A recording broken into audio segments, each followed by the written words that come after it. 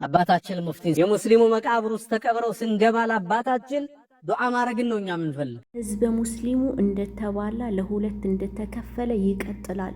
የሃጂ ዑመር የቀብር ቦታ ተከፍቶ ጀናዛው ወጥቶ ሙስሊም ማህበረሰብ የሚቀበርበት ቦታ ላይ እንዲቀበር አባታችን ሙፍቲን ስናስብ አሁንም አናለባብስም።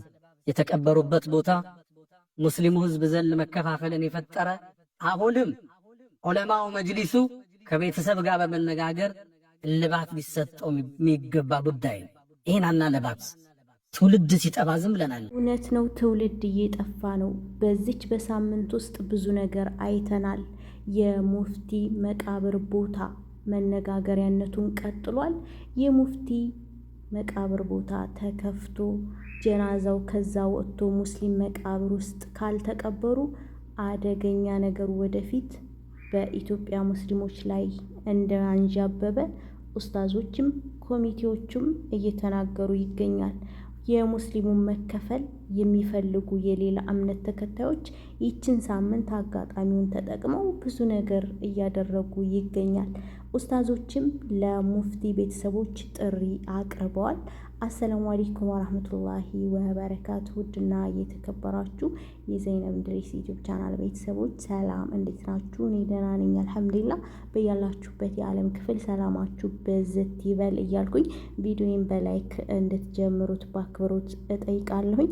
ውድ ቤተሰቦቼ እንግዲህ ሙፍቲ ህይወታቸው ካለፈ ከተቀበሩ ሰኞ ቢመጣ ሳምንታቸው ሊሆን ነው። ነገር ግን ተቀብረውም አሁንም ነፍሳቸው ልታርፍ አልቻለችም። ይሄን ያደረጉት ደግሞ በራሳቸው ኑዛዜያቸው መሰረት ነው። ህዝበ ሙስሊሙም ለሁለት ተከፍሏል። ኡስታዞችም ኮሚቴዎችም ዝምታቸውን ሰብረዋል። የራሳቸውን መልእክት ለቤተሰቡ አቅርበዋል። ምክንያቱም ይህ ነገር እልባት ካልተገኘ መፍትሄ ካልተሰጠ አብዛኛው የሙፍቲ ወዳጆች የሙፍቲ ደጋፊዎች ወደ ጥመት እየሄዱ ነው። የሞተን ሰው ወደ ማምለክ እየሄዱ ነው። ስለዚህ ይሄ ደግሞ ለመጪውም ትውልድ መጥፎ አሻራ ስለሆነ ከአላህ መንገድ የሚያስወጣ ስለሆነ ከወዲሁ አስክሬኑ ተከፍቶ መቃብሩ ተከፍቶ ማለት ነው ጀናዛው ወጥቶ ሙስሊም መቃብር ካልተቀበረ እመኑ ነው ምላችሁ። በዚች በሳምንት ውስጥ ብዙ ነገር አይተናል። የህዝበ ሙስሊሙን መከፋፈል የሚፈልጉ ሰዎች በጣም ብዙ ነገር ሲሉ ነበር። ሀታ በእስልምና የማይፈቀደውን ሐውልት ይሰራላቸው፣ መስቀል አደባባይ በሙፍቲ ስም ይሰየም ምናምን የኛን መከፋፈል ስለሚፈልጉ ሙስሊም እኮ የሰው ህይወት ያጠፋል፣ ሙስሊም እኮ እንዲህ ነው፣ በጣም ብዙ ነገር እያሉ እያየናቸው ነው። ያ ተውት፣ የራሳቸው ችግር ነው። እነሱ ቢሉም ምንም ችግር የለውም። ነገር ግን ሙስሊም ወጣቱ ሙፍቲን የሚወዱ ሙፍቲን የሚከተሉ እዛ ጋር ቢድአ ሽርክ ሊሰሩ ነው። እሳቸው መቃብር ቦታ እየሄዱ እንግዲህ እርዱኝም ምንም ሊሉ ይችላሉ። እስከዛሬ ሲያደርጉት የነበሩትን አይታችኋል። ወርደው ዝቅ ብለው ጉልበት ሲስሙ ብዙ ነገር አይተናል። አሁንም እንደዚህ አይነት ነገሮች ሊያደርጉ ስለሚችሉ ይሄ መቃብር ቦታ ተከፍቶ ወደ ሙስሊም መቃብር ቦታ መቀበር እንዳለባቸውና ህዝበ ሙስሊሙንም ለሁለት ከመክፈል እንዲታደጉ ወጣቱንም ከጥመትና ከንትን እንዲታደጉ በተለይ ኡስታዝ ያሲን ኑሩ ጥሪ አቅርቧል። ከቤተሰቦቹ ጋር ተወያይተው አንድ እልባት መሰጠት እንዳለበት፣ ወጣት ሲበላሽ ትውልዱ ሲወድም ማየት እንደሌለባቸው ኡስታዞች እየተናገሩ ይገኛል። ይሄ ነገር እልባት ካልተሰጠ ከወዲሁ አሁንም ቢሆን እመኑኝ ወደፊት ኢትዮጵያ ሙስሊሞች ላይ ትልቅ መጥፎ ነገር ነው የሚፈጠረው ብዬ ነው የማስበው። በዛ ላይ የኛን መከፋፈል የሚፈልጉ አሉ። በጣም ብዙ ነገር የሚያደርጉ አለ። በዚች በ7 ቀን ውስጥ ስላየን ማለት ነው። አንድ ሰው ከሞተ ሞተ። ልታግዙት ልታደርጉለት የምትችሉት ያን ሰው አላህን መለመን ነው። አላህን ለምናችሁ አላህ ይቅር እንዲለው ዱዓ ማድረግ ነው። በቃ ሌላ የሞተ ሰው እናንተን ምንም የሚጠቅማችሁ የሚጎዳችሁ ነገር የለም። ገብቷችኋል? ማንኛውም ሙስሊም የሚቀበርበት ቦታ ነው መቀበር ያለበት። ከመጀመሪያውም ስህተት ነበረ። ምናልባት ይሄንን ዓላማ ተፈልጎም ሊሆን ይችላል እንደዛ ያደረጉት። ምናልባት እሳቸውም አልተናዘዙ ሊሆን ይችላል። ሆን ብለው የራሳቸው ሰዎችም ሊሆኑ ይችላሉ እዛ እንዲቀበሩ ያደረጉትና አሁንም ቢሆን ከፍተኛ ቁጣን እያስነሳ ነው። ትውልድን እያበላሸ ነው። ወደፊትም የሚመጣው ነገር አይታወቅም። ይሄ ነገር ከወዲሁ እልባት መደረግ አለበት። በቃ እልባት መደረግ አለበት። የሞተ ሰው በቃ ሞቷል። ከምንም አያድንህም፣ ከምንም አያግዝህም።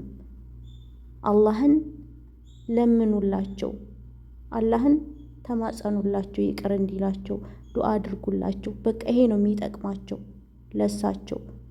ማንኛውም ሙስሊም የሚቀበርበት ቦታ መቀበር ነው ያለበት። ኢቭን እንኳን እንዴት ነው? ኧረ ወላሂ በጣም ከባድ ነው። በጣም በዘመናችን ተሰርቶ የማይታወቅ የጅህልና ስራ ነው እየተሰራ ያለው ማለት ነው። በጣም ነው የሚያስጠላው። ሆን ተብሎ እየተደረገ ነው የሚመስለኝ። ምክንያቱም አሁን ራሱ በዚህ ሳምንት ውስጥ በጣም ብዙ አጀንዳዎች እያመጡ ነው። በጣም ብዙ አጀንዳዎችን እያመጡ ነው። ሐውልት ይሰራላቸው፣ መንገድ ቀይ መስቀል ነው መስቀል አደባባይ በስማቸው ይሁን ምናምን። እንዴ ሰው እንዴት ነው አላህ ያልፈቀደውን ነገር ሊያደርግላቸው የሚችለው? ይሄ በጣም አዛይ ቅቤ አንጓች የሚባል ነገር አለ። የአስመሳይነት ነው። እና አሁንም ቢሆን ህዝበ ሙስሊሙ ወጣቱ ከእንደዚህ አይነት ኪሳራ መዳን አለበት። የሙፍቲ ቤተሰቦች እባካችሁ የኡስታዞችን ጥሪ ሰምታችሁ አንድ መፍትሄ ላይ መድረስ አለባችሁ። መፍትሄው ደግሞ ሊሆን የሚችለው ምንድነው? መቃብሩ ተከፍቶ ጀናዛው ወጥቶ አሁኑ ጊዜ ሳይፈጅ ወደ ሙስሊም መቃብር መወሰድ ነው ያለበት። ምክንያቱም ይሄ ካልሆነ ወደፊት የሚመጣውን ሳስበው በጣም ከባድ ነው። በዚህ በሳምንት ውስጥ ያየነው ነገር ስላለ የሚያባብሱ ያዘኑ መስለው ለሼሁ ለሙፍቲው ያዘኑ መስለው የሌላ እምነት ተከታዮች እስልምና እንዲህ ነው፣ እስልምና እንዲህ ነው እያሉ በጣም ብዙ ነገር ሲናገሩ እንደነበረ ሁላችሁም ያያችሁት ጉዳይ ነው። እና አሁንም ቢሆን የኮሚቴዎችንና የኡስታዞችን ጥሪ ሰምተው ቤተሰቦቻቸው መፍትሄ ሊያደርጉ ይገባል። ወጣቱን ከእንደዚህ አይነት ኪሳራ ከእንደዚህ አይነት እንትን ሊያድኗቸው ይገባል። እውነቴን ነው የምላችሁ፣ ሊያድኗቸው ይገባል። አንድ የሞተን ሰው ከምንም ላያድንህ ከምንም ላያስመልጥህ ኸላስ ያኔ አቅም ቢኖረው ምንም ነገር የማድረግ አቅም ቢኖረው አይሞትም ነበረ። አቅሙም ጉልበቱም ሁሉም ነገር የአላህ ነው። ስለዚህ ይህን ማመን አለባችሁ። ለብቻው የተለየ ቦታ ለምንድን ነው የሚቀበረው? ለሌላ ዓላማ ለሌላ ነገር ካልተፈለገ በስተቀር። እና ለማንኛውም ኡስታዞች አላህ ይጠብቃችሁ፣ ይጠውል ዑምርኩም ኢንሻአላህ። ኡስታዞች ዝምታቸውን ሰብረዋል። መቼም ዝም ሊባልለት የማይችል ጉዳይ ነው። ከመቀበራቸው በፊት ራሱ ኮሚቴው ብዙ ጥሩ ነበር። በነገራችን ላይ ያው ቤተሰብ እምቢ ስላለ ነው እንጂ እና አሁን ሳምንት እየሆናቸው ራሱ ነገሩ እየተባባሰ ነው የሄደው። ሌላ ነገር እየተደረገ ነው ያለው። አላህ መጨረሻችንን ያሳምረን። አላህ ከጥመት ያድነን።